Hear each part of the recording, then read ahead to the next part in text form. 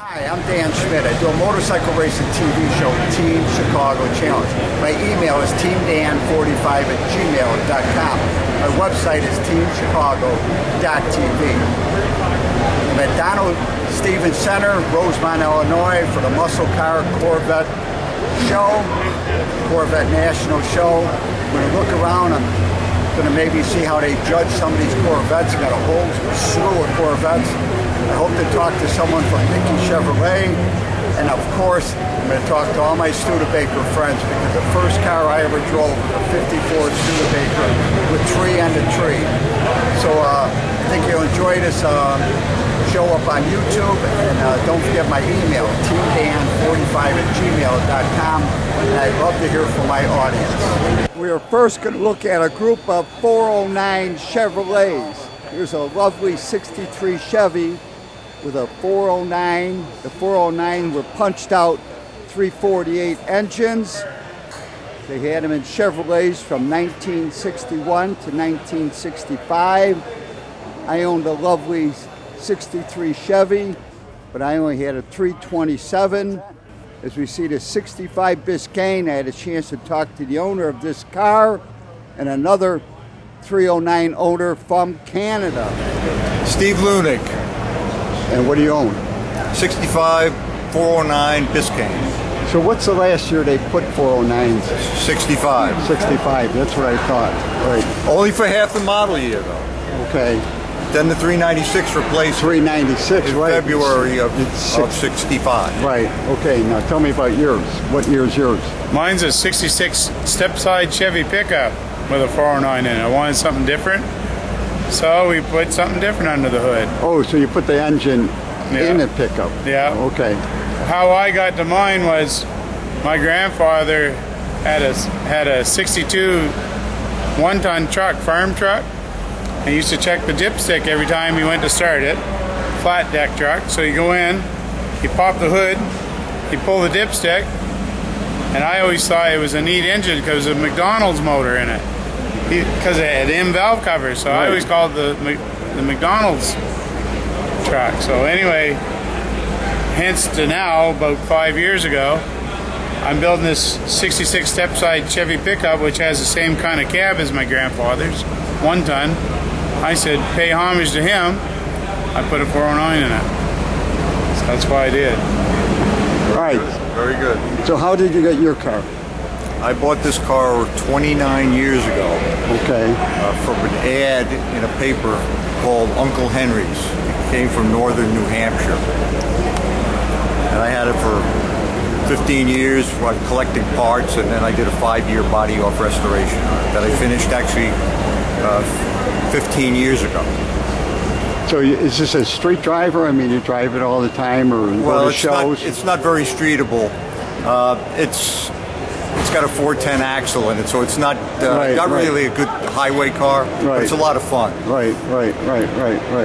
Because the one thing I learned coming to the show is they also made 427s out of these engines. Only in '63. Only in '63, correct. Right. And they only made 51 or something like that. Right. Thank you, gentlemen. And now we're looking at a bunch of Schwinn Sting-Ray bicycles. These were very popular starting in the early 1960s. And I had a chance to talk to the man that put this collection together, Gary Wold, and even Captain Kangaroo loved Schwinn bicycle. Gary Wold. Name of the company. Koolestuff. So how did you get involved with having Stingrays? I mean, how many years did they make these Stingrays? They made them from '63 to up into the '70s. And I got involved in it because I worked for Schwinn Bicycle Company in the '70s, and I grew up in Chicago. Oh, really? Yes, and I always wanted one, and that's kind of how it came about. Okay, so when I was Coffee Dan, my first stop on the coffee route when I was in high school was Helene Curtis, which was right next door to the factory right across North Avenue. Yes. So I went by Schwinn factory every night all through junior year and senior year of high school. How about that? So we're totally familiar. So you live in that neighborhood on the north side? Or? Well, I grew up 3600 West in the city, but then I worked in Elk Grove at the warehouse. Oh, okay. Okay. So did you work at, you only worked at the warehouse, you never worked at the factory? Never worked at the factory. Okay, so all the Schwinn Sting-Rays were built in America? Up until the 70s. Okay. And then they started importing. You think them importing foreign bicycles was one of the demise of Schwinn? That's one of been my contestant. My opinion Right. is when Eddie Jr. came into power. Right. And that was predicted even when I worked there, that was going to happen. That they were going to shut down the factory. Well, that they would just go in a different direction. Right. So, value. What are these things worth? 500, thousands, it all depends. Conditions, everything. Conditions, everything. Yes, and originality. Right. So, do you go around the country collecting these? You go looking All for over them? the place. Do you? Yes. So one comes up on eBay or whatever, you're the first guy to make a bid? Sometimes? Sometimes. More times than not, people find me because I've been doing it for almost 40 years. Right. Thank you, Gary. And out in the lobby, I spot this 1933 Cadillac with a V16 engine, a real hot rod built in today. And I had a chance to talk to Al Rogers with the Stahls Museum and Music Experience in Michigan. I'm Al Rogers. I'm with the Stahls Motors and Music Experience in Chesterfield, Michigan. We're here in Rosemont, Illinois at the Donald E. Stevens Convention Center. And what you're seeing behind me is the 1933 Cadillac V16 convertible coupe that was built by Fisher Coach Builders for General Motors and Cadillac for the New York Auto Show in 1933. Today is its debut for the Stahls collection here at McCacken. It's been tucked away in storage for about 4 years. Our whole intent is to bring these automobiles to places where you least expect them. And I have a relationship with Bob Ashton to showcase special automobiles like this. When you look at the engine, it's a V16. This engine is basically what lent itself or helped create the need for speed in the muscle cars, in the go-fast cars. We had a go-fast era in the 30s that gave us the cars of the 60s that are referred to as the muscle cars. This automobile puts out about 165 horsepower, top speed of maybe 75, 80 miles per hour. But what's unique about the V16 is two Buick straight 8 engines were attached together at a 45-degree angle to give you what you see. The transmission is a 3-speed. This automobile, when it's running, you can literally not hear it run. You can't feel it. You don't sense it in the steering wheel, in the seat. There's no body shake or roll at an idle that lets you know what it is. So again, the Stahls collection houses 250 automobiles. We have a museum that displays 75 at any given time. And we also have a world-class mechanical music room that you'll only see at Stahls. Thank you, Al. And now we see a group of beautiful neon signs, and I had a chance to talk to the man that creates a good number of these signs, Terry Wagner. Hey, this is Terry Wagner. This is Classic Sign Company. We deal with a lot of neon signs, the rotating signs, a few LEDs, a lot of neon clocks, a lot of which can be customized. Our website is classicsignco.com. If you're looking for anything like this is great Christmas stuff. So we enjoy doing it. We've been doing it now for almost 4 years. And we continue to drive around the country and just see what there is. We enjoy these car shows. Do you manufacture any of these yourself? Okay, so the manufacturing, like the rotating signs and the clocks and things of that nature, I can do myself. Okay. If you want it customized, if you want your car on it, if you want a picture of anything for that matter. So you work with neon? Absolutely, yep. Okay. And if you're patient enough, I can usually get custom neon made, but it usually runs around 3 months, 90 days before I finally see it. Right. It's a waiting, it's a waiting game. So where are you located? I'm located in Greensburg, Indiana. Okay. And we've lived there all our lives. I'm 55 years old and I've lived there 55 years. But it was time to do something else, and we really enjoy doing this. Okay. So how many shows do you do a year? About 25. So about half the car year. show, mainly during the summer, right? Yes. During car show season, or an indoor show, even if it's bad weather. But it's usually half the year that we're gone. So you're on the road half the time, and half the time you're in the shop. Half the time you're in the shop trying to make what they want. Yes, yes, very true. Thank you, Terry. What a lovely group of signs. And now we're looking at the booth of the #1 sponsor of the Muscle Car and Corvette National, Mecum Auction, and they brought this incredible 1962 white Ferrari 250 GTO, and I had a chance to talk to Matt Avery. He's going to tell us about Mecum Auctions.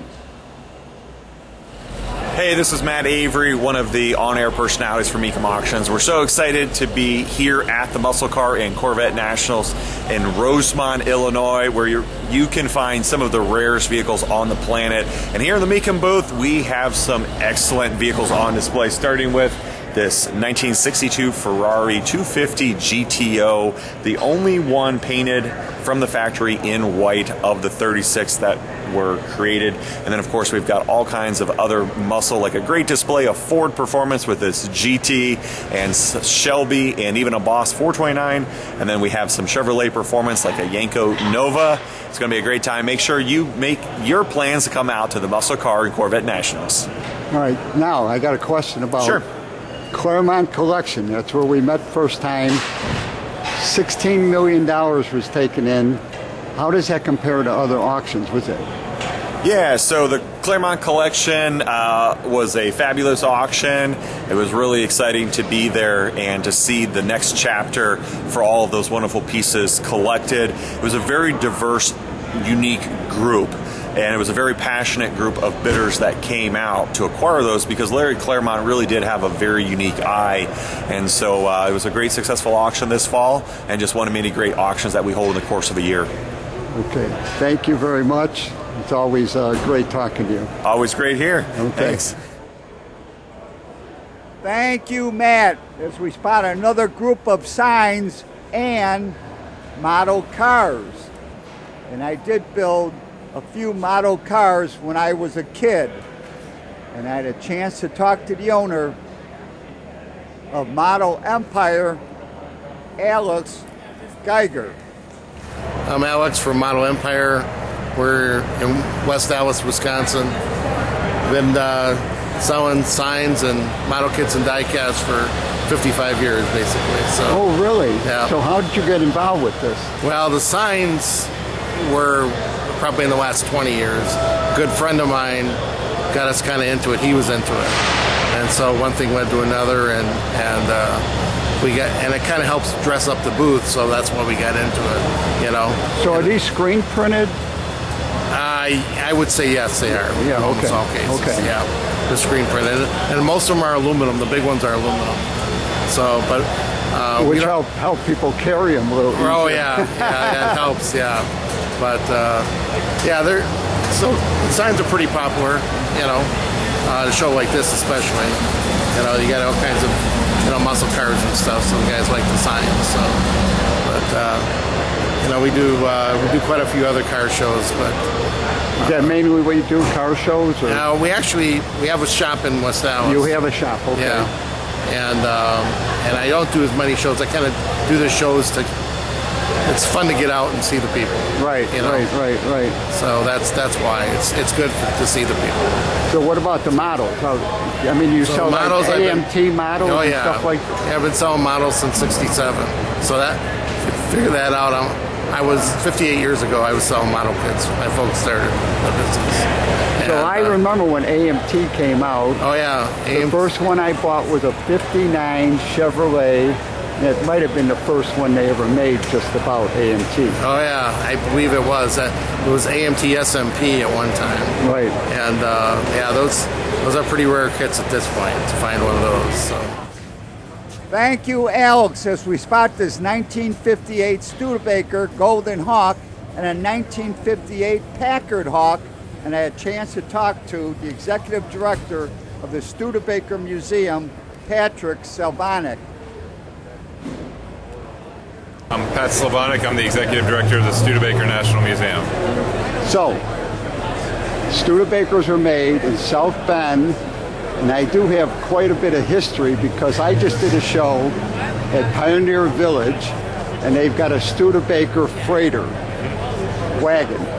And the caption there said there was a company that was running the Oregon Trail that bought 6,000 wagons and 72,000 oxen. So that's how far I know about Studebaker. So I see we got a couple of great looking Studebaker. You want to tell me about one of these cars? Or? Yeah, we have a great display here at the Muscle Car Show. Behind me is a '58 Golden Hawk, which is an extremely rare car, and this is a beautiful example. I think about 900 of these were made, and so it's a fantastic example of Studebaker building some wonderful performance vehicles. Well, I always say that Studebaker were probably the first muscle cars because even the '56 Hawk came with the Packard motor, which was probably, and from what I've read, the Studebaker Hawk with the supercharging was faster than the Corvette back in '57, faster than any other production car. So you want to talk about muscle cars, Studebaker led the way. Yes, Studebaker had a tremendous history with performance. Even the Studebaker Avanti, when it came out, went out to Bonneville Salts and set a new production speed record. And so, Studebaker had a lot of performance engines that really fit in perfectly here at the Muscle Car Show. Right. Thank you, Patrick. And as we look at this 1958 Golden Hawk, what I've read in the past, the 1957 Golden Hawk with the supercharged engine was faster than the Corvette with the 283 V8 and the Chrysler 300 with the Hemi engine. Faster in top speed and quarter mile. Let's talk to the owner of this 58 Hawk, Terry Frye.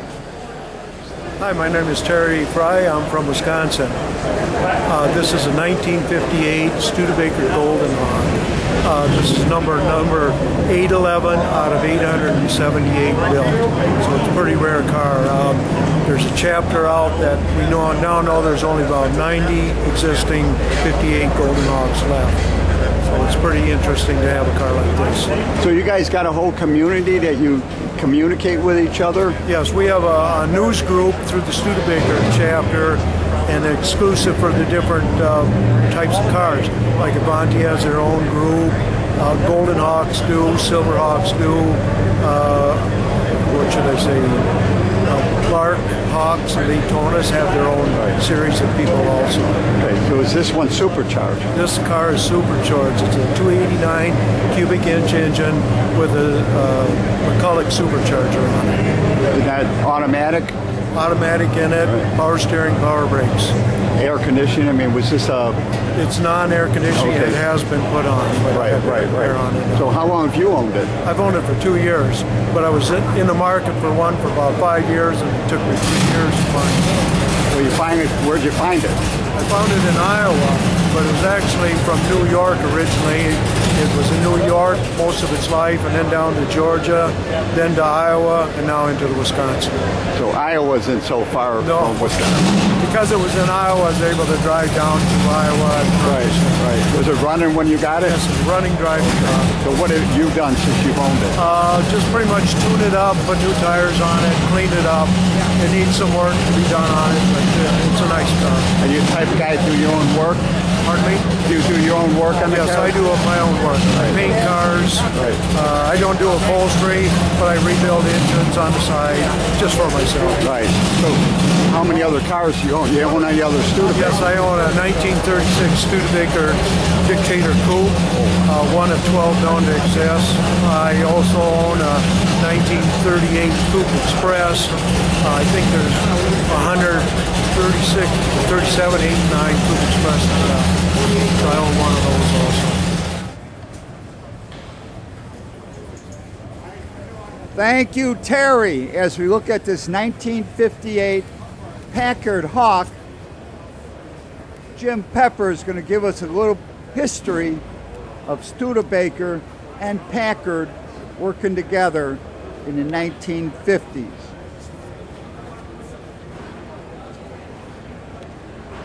Hi, my name is Jim Pepper. I'm the technical cooperator column editor for Turning Wheels magazine, which is the Studebaker Drivers Club magazine. This car is a 1958 Packard Hawk. Executives in Studebaker, there was Studebaker Packard at the time, wanted a Packard version of the Hawk. And so this was put together hastily. It's essentially a Studebaker Golden Hawk with a different hood, trunk lid, and grille and front bumper. And the interior is a little bit nicer, leather interior. They made about 800 of them total. And again, I may be off on exact numbers, but it was a very low production run, and it was a 58 only. So what did something like this sell for back then compared to the Golden Hawk? Was it $1,000 more? I don't know how much more. I can't answer. I don't know. Okay. And what engine would be in here? This is the same 289 Studebaker V8 with a McCullough supercharger, just like the Golden Hawk was. Okay, not the Packard engine that they had in the 56 Golden Hawk had a 352 Packard engine. Right. And that was the last year of that engine and powertrain, essentially. So 57 and 58 Packards were essentially rebranded and slight body modification different on the Studebaker line. Thank you, Jim. And on Thursday, I spotted this 51 Studebaker that was used in the Muffits movie and is now at the museum. And this has been restored. And it's exactly as it appeared in the movie. And I had a chance to talk to Andy Beckman. Hi, Andy Beckman from the Studebaker National Museum of South Bend, Indiana. This is the 1951 Studebaker used in the Muppet movie from 1979. It's a 1951 Commander. It was modified so it could look like the Muppets were actually driving it as Kermit and Fozzie headed out to California. It has special driver controls in the trunk and a few other props and a special paint job where if you want to figure out the story, watch the movie. It'll tell you everything you need to know. So what kind of engine's in there? Oh, just a stock Studebaker V8. It's a Commander 232 cubic inches, 120 horsepower. And yeah, this is one of two they used for the film. They had one for like the long shots and then this one to actually show the Muppets driving. So you got this at the museum? Yep, brought it over to the show. It'll be down at the Studebaker Museum right after the show gets over. All right, tell me about the museum now. Yeah, you can find over 100 years of transportation history at the Studebaker National Museum. Check us out at studebakermuseum.org and check us out also on Facebook, Twitter, and Instagram. Downtown South Bend, open 7 days a week, 10 to 5 Monday through Saturday, noon to 5 on Sundays. Thank you, Andy. And now we spot this 1963 Studebaker GT Hawk. And this car participated in the Hong Kong to Beijing road rally in 1963, the 40th anniversary of that event. And this was the first American car to enter that 6,000-mile event held in China. And this car is at the Studebaker Museum in South Bend, Indiana.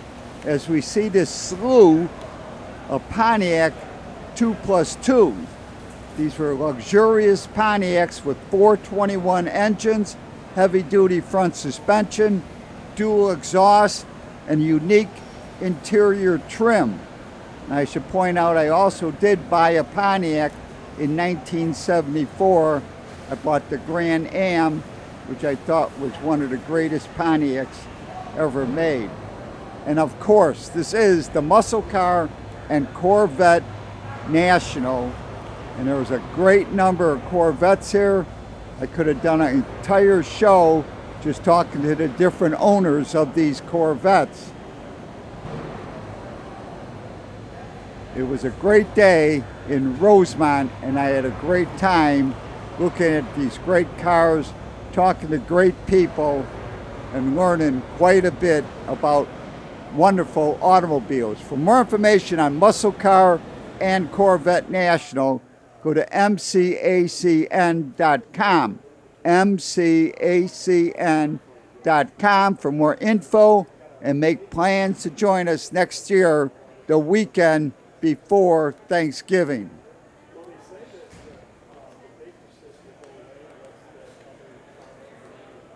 I definitely enjoy my visit, and I'm happy they continue to invite me to come back to produce 2 TV shows for the Team Chicago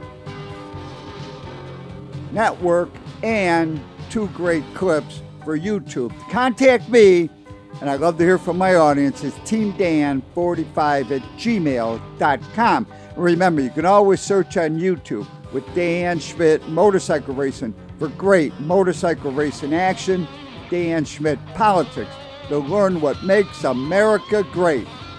And I highly encourage you to visit the World of Motorcycle Museum. They're in Winamac, Indiana, 4 miles south of North Judson on Indiana Highway 39. But give them a call first at 574-896-3172. It's a great trip and a great collection of motorcycles, and you can buy your Harley Davidsons and Yamahas at Kirstein's. And pick up your copy of the Team Chicago History Packet at Rich's Yamaha in Lockport, Illinois. But give them a call first at 815-838-8130. Their website is richesyamaha.com. Pick up your copy of the Team Chicago History Package. And if you want to know everything there is to know about motorcycles, there's nothing like going to a swap meet. Here's a few dates for Walnut Swaps: Princeton, Illinois; Shepherdsville, Kentucky; Woodstock, Illinois; back to Princeton, Illinois in 2026.